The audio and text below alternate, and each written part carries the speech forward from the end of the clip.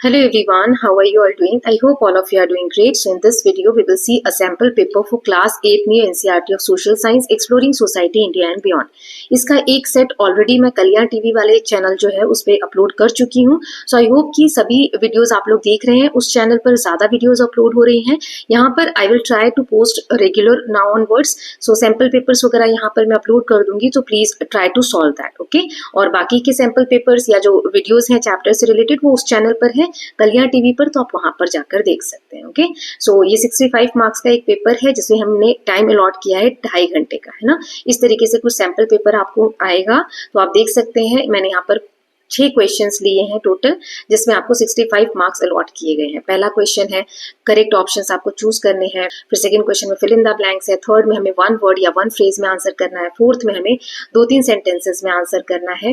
Fifth question में हमें 3-4 sentences में आंसर करना है. और सिक्स्थ में 5 मार्क्स के लिए 5-5 सेंटेंसेस या 5-5 पॉइंट्स को आप बनाकर लिख सकते हैं. नाउ टिप्स एंड ट्रिक्स मैंने उस वीडियो में भी बताई हैं, फिर भी थोड़े से यहाँ पर मैं शेयर कर देती हूँ जो भी है, ताकि आपको एग्जाम्स में हेल्प मिले. सो क्या है, पहला कि डोंट पैनिक. आप घबराएंगे नहीं.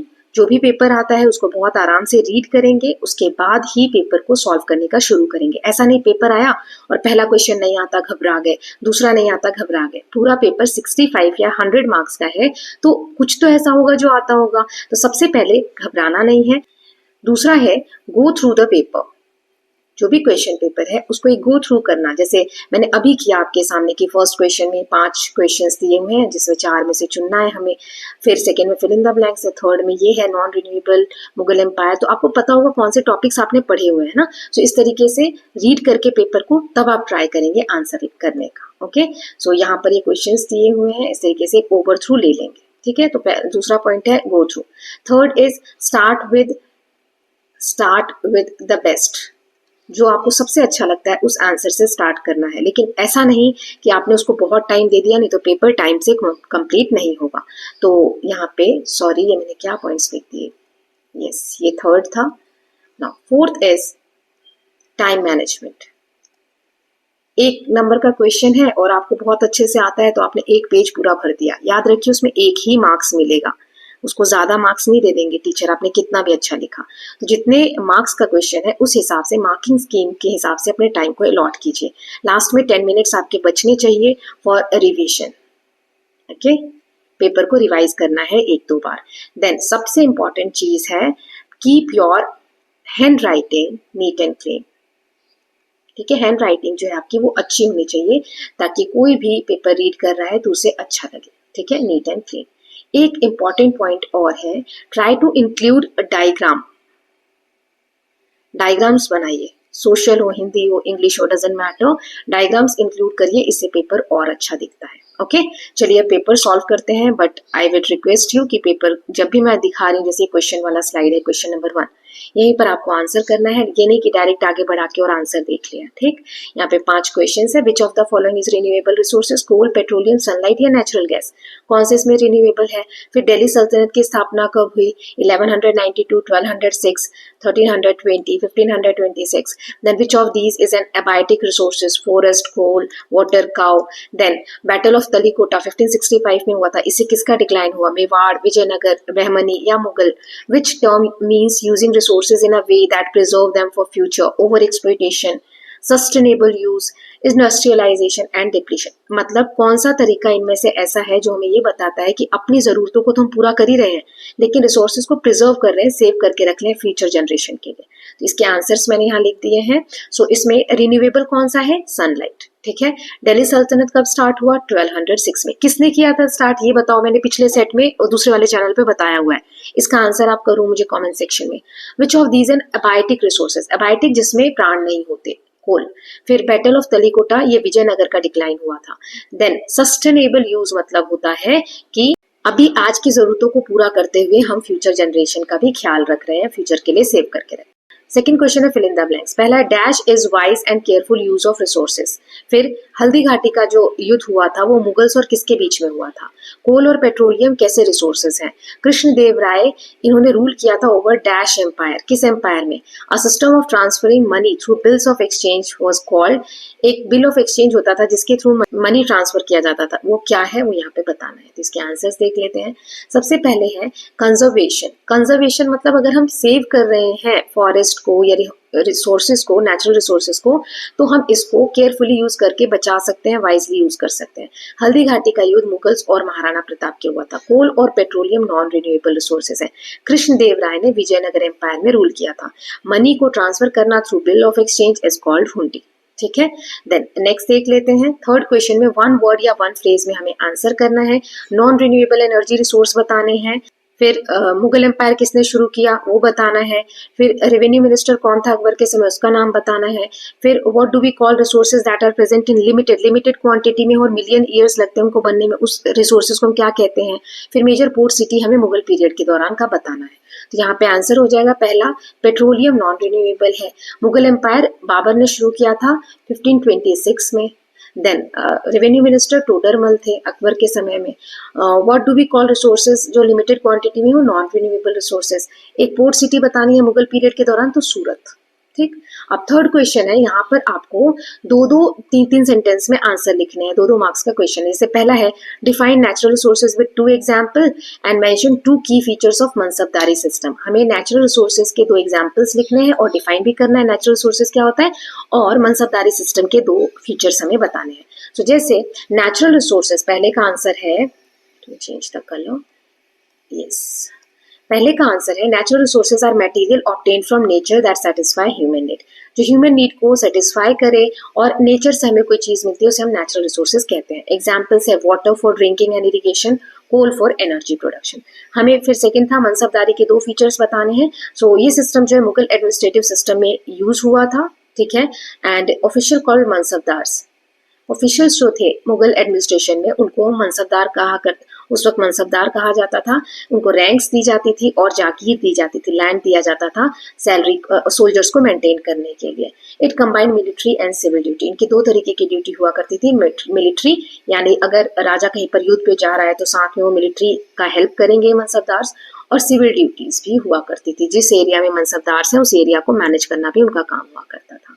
Then next question is 2 reason बताने हैं कि कंजर्व करना रिसोर्सेज को क्यों जरूरी है, और बैटल ऑफ पानीपत 1526 के 2 आउटकम्स हमें बताने हैं। तो दोनों का आंसर देख लेते हैं। पहला, सो कंजर्वेशन से क्या होता है, रिसोर्सेज डिप्लीशन से प्रिवेंशन होता है। Availability of future generation, for future generation, आगे आने वाली जनरेशन के लिए भी हम कंजर्व कर सकते हैं, सेव कर सकते हैं रिसोर्सेज को। It also helps maintain environmental balance and biodiversity. Environment में बैलेंस को मेंटेन करने में, बायोडाइवर्सिटी को मेंटेन करने में हेल्प मिलता है। फोर्थ क्वेश्चन है 2 आउटकम्स बताने हैं पानीपत के बैटल के। तो पहला हो गया फर्स्ट बैटल ऑफ पानीपत। ये पहला बैटल था पानीपत का 1526 में। इसने दिल्ली सल्तनत के जो रेन था उसको खत्म कर दिया। उसके बाद मुगल्स एम्पायर जो है बिगिन हो गया। बाबर की विक्ट्री ने इंट्रोड्यूस किया new warfare technique like field artillery. जो फील्ड में युद्ध करते वक्त जो वेपन्स वगैरह यूज होते थे बाबर ने यूज किए थे इस first battle of Panipat. Okay, now last question is give 2 examples of how temples acted as economic center in medieval India. Temples जो थे, मंदिर जो थे, वो मिडिवल पीरियड के समय इकोनॉमिक सेंटर के फॉर्म में कैसे एक्ट करते थे। तो temples in medieval India stored grains, यहाँ पर ग्रेन इकट्ठा किया जाता था, लोन दिया जाता था लोगों को अगर पैसे की जरूरत है। एम्प्लॉयड आर्टिसंस हुआ करते थे वहां पर। They are acted as centre for trade and craft production. जो भी व्यापारी थे वो लोग उनके रुकने का, क्राफ्ट वगैरह का लेन देन करना, ये सब वहां पर हुआ करता था। इसीलिए जो मिडिवल पीरियड में टेम्पल्स हैं वो इकोनॉमिक सेंटर के फॉर्म में एक्ट किया करते थे। Okay, now next question is, इसके आंसर हमें 3-4 सेंटेंसेस में करने हैं। तो पहला क्वेश्चन है classify natural resources on the basis of renewability with example. Renewable होते हैं या नहीं उस बेसिस में हमें नेचुरल रिसोर्सेज को क्लासिफाई करना है। चलिए एक एक करके आंसर देखेंगे। तो इसे हम रिन्यूएबल और नॉन रिन्यूएबल में क्लासिफाई करते हैं। रिन्यूएबल जो नेचुरली रीजनरेट हो जाता है जैसे सनलाइट एंड फॉरेस्ट, ये फाइनाइट है, लिमिटेड है, जैसे coal and petroleum. Renewable resources must be use with in their regeneration limit to remain sustainable. Renewable resources ऐसा नहीं है कि हम बिना सोचे समझे कितना भी यूज करते जाएं, फ्यूचर जनरेशन के लिए भी हमें सेव रखना है ताकि सस्टेनेबल तरीके से हम यूज कर सकें। देन कृष्णदेव राय का क्या रोल था विजयनगर एम्पायर को स्ट्रेंथन करने में, तो इसका आंसर देख लेते हैं। He expanded the Vijayanagar empire through successful military campaign against neighbouring state. उसने अपने आसपास के स्टेट में बहुत सारे मिलिट्री कैंपेन किए, युद्ध किए और विजयनगर एम्पायर को एक्सपैंड किया, बढ़ाया। ही एनकरेज्ड एग्रीकल्चर, उन्होंने एग्रीकल्चर को एनकरेज किया जिसमें उन्होंने बिल्ड किया, बनाया irrigation works and promoted literature in multiple language. पढ़ाई लिखाई जो थी लिटरेचर से रिलेटेड वो बहुत सारी लैंग्वेज में उन्होंने प्रमोट की। हम्पी इनके दौरान फ्लरिश हुआ as a centre of art and architecture under his patronage. Patronage होता है जब राजा के अंडर में उन्होंने पैसे प्रोवाइड किए ताकि हम्पी जो है सिटी फ्लरिश हो सके। The next question is how does over use of natural resources affect environment. अगर हम ओवर यूज करेंगे नेचुरल रिसोर्सेज का तो ये एनवायरमेंट को कैसे इंपैक्ट करेगा, तो इसका आंसर है over use of natural resources causes environmental degradation. Degradation मतलब खराब होना, है ना।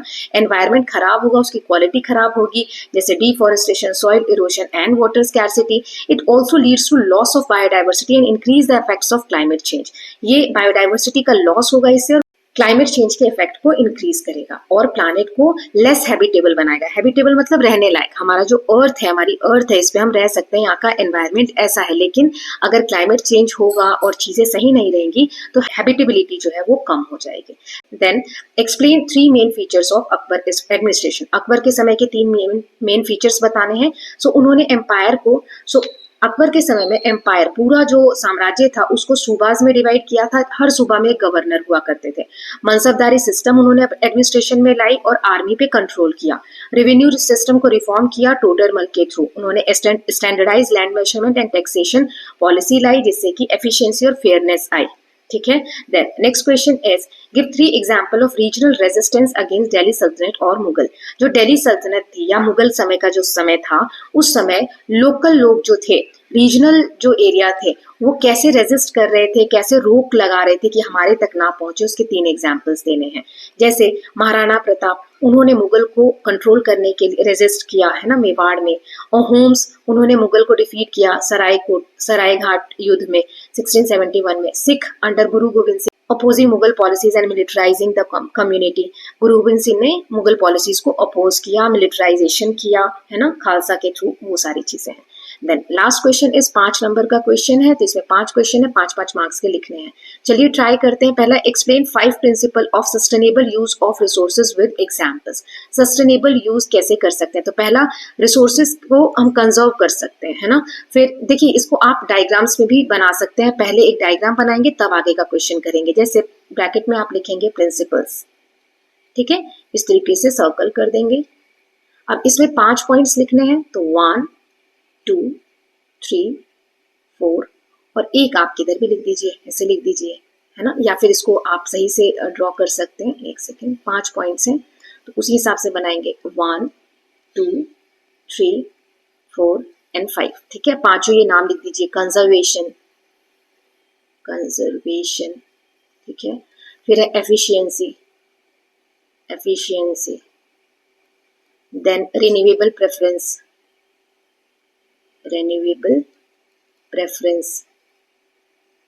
Then next one is restoration या रेस्टोरेशन, ये लिख देंगे। देन नेक्स्ट इज इक्विटी, कि इस तरीके से लिख के और ऐसे सर्कल भी बना सकते हैं, या जैसे मैंने ये किया है, इसमें लुक्स का अपने को टेंशन नहीं रहता, अच्छा दिखता है ना। इस तरीके से बना के आपकी नोटबुक में तो बहुत ज्यादा स्पेस रहेगा ना, तो वहाँ अच्छे से खुला खुला बनाएंगे। उसके बाद फिर इस तरीके से पॉइंट्स को एक्सप्लेन कर देंगे, तो आपको 5 में से 5 मार्क्स भी मिल सकते हैं। सोशल में पूरे मार्क्स मिलते हैं। Conservation, protecting resources from over use, ज्यादा यूज नहीं करना चाहिए। एग्जाम्पल एफोरेस्टेशन, फिर रिसोर्सेज का मिनिमल वेस्ट, कम से कम वेस्ट करो। जैसे पानी जो सिंचाई करते हैं उसमें बहुत वेस्ट होता है, तो ड्रिप इरिगेशन यूज कर सकते हैं। फिर सोलर विंड एनर्जी जो है उसको फेवर करना चाहिए, फॉसिल फ्यूल को कम यूज करना चाहिए। जो डिप्लीटेड, जो खत्म हो गए रिसोर्सेज, उनको रिप्लेनिश करना चाहिए। ग्राउंड वाटर, जैसे धरती के अंदर का पानी खत्म हो रहा है तो रिचार्ज कर सकते हैं। इक्विटी यानी insuring for access for all, सबके लिए व्यवस्था होनी चाहिए नेचुरल रिसोर्सेज पे, है ना। फ्यूचर जनरेशन के लिए भी हमें सेव करना चाहिए, सस्टेनेबल यूज करना चाहिए। These principles helps balanced economic growth with environmental protection. Second question is describe 5 major political powers of medieval India and their contribution. So 5 major political power, जैसे दिल्ली सल्तनत, इन्होंने इक्ता सिस्टम लाए. इक्ता सिस्टम क्या होता है मैं पेपर में बता चुकी हूँ, समझा भी चुकी हूँ, इसे मुझे कमेंट सेक्शन में बताएं. इन्होंने इंडो इस्लामिक आर्किटेक्चर को एक्सपैंड किया. विजयनगर एम्पायर में इन्होंने आर्ट को पैट्रनाइज किया. पैट्रनाइज करना मतलब संरक्षण देना. स्ट्रॉन्ग मिलिट्री बेस बनाया. बहमनी एंड डेक्कन सल्तनत जो थे, इन्होंने पर्शियन कल्चर को और ट्रेड को प्रमोट किया. मुगल एम्पायर ने सेंट्रलाइज एडमिनिस्ट्रेशन की शुरुआत की, केंद्र में जो पावर है वो कंट्रोल करने की, और मॉन्यूमेंटल आर्किटेक्चर जैसे कि ताजमहल वगैरह जो है वो कंस्ट्रक्ट कराए. अहोम्स जो थे, इन्होंने स्ट्रॉन्ग रेसिस्टेंस दिया मुगल को, और इन्होंने इंडिजीनियस कल्चर को बढ़ाया.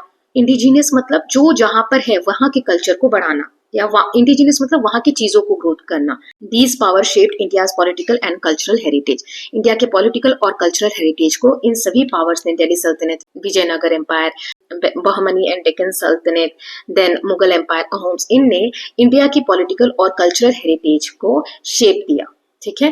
Then next question is list and explain 5 types of natural resources based on origin, renewability and distribution. So देखो, types of natural resources, biotic, living sources जो होते हैं जैसे कि फॉरेस्ट हो गया, फिशरीज हो गई. अबायोटिक, नॉन लिविंग जैसे minerals and water. Renewable, sunlight and wind. Non renewable, coal and petroleum. फिर ये हो गया पहला टाइप है ना, इसका ए बी. अब ये दूसरा टाइप, इसका ए बी, और ये तीसरा टाइप, इसका ए यूबिक्विटस एंड बी लोकलाइज्ड. ठीक है. ये जो है इसका मतलब हर जगह पाया जाने वाला, जैसे एयर, और लोकलाइज जो एक कहीं पर्टिकुलर जगह पे पाया जाता है, petroleum. Each type has a unique uses and conservation needs. Okay. Now next question is discuss 5 significant battles events between 11th and 17th century and their outcomes.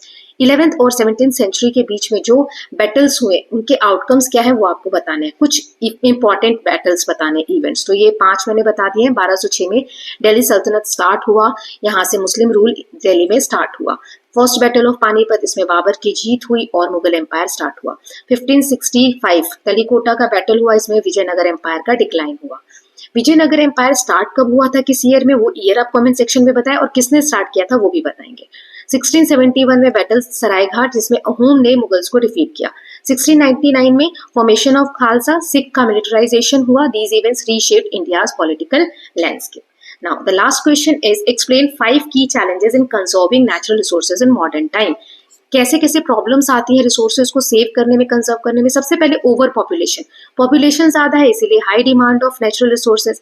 Industrialisation, इतनी ज्यादा इंडस्ट्रीज बन रही है जिसकी वजह से पोल्यूशन हो रहा है, ओवर यूज हो रहा है. डिफॉरेस्टेशन, पेड़ों की कटाई हो रही है जिसकी वजह से हैबिटेट लॉस हो रहा है. क्लाइमेट चेंज, यानी जो क्लाइमेट है वो चेंज हो रहा है जिसकी वजह से रीजनरेशन में इफेक्ट हो रहा है. इनइक्विटेबल डिस्ट्रीब्यूशन, हर जगह पर बराबर मात्रा में डिस्ट्रीब्यूटेड नहीं है natural resources. Some areas overuse while other lack access. Addressing these challenges requires government policies, community action and global cooperation. ये सारी चीजें कैसे सुधर सकती हैं, इसमें सरकार को पॉलिसीज बनानी होगी. कम्युनिटी लेवल पे मतलब हम लोगों को एक्शन लेना होगा, और पूरे वर्ल्ड में ग्लोबल एक कोऑपरेशन, सबको मिलकर काम करना होगा. ओके.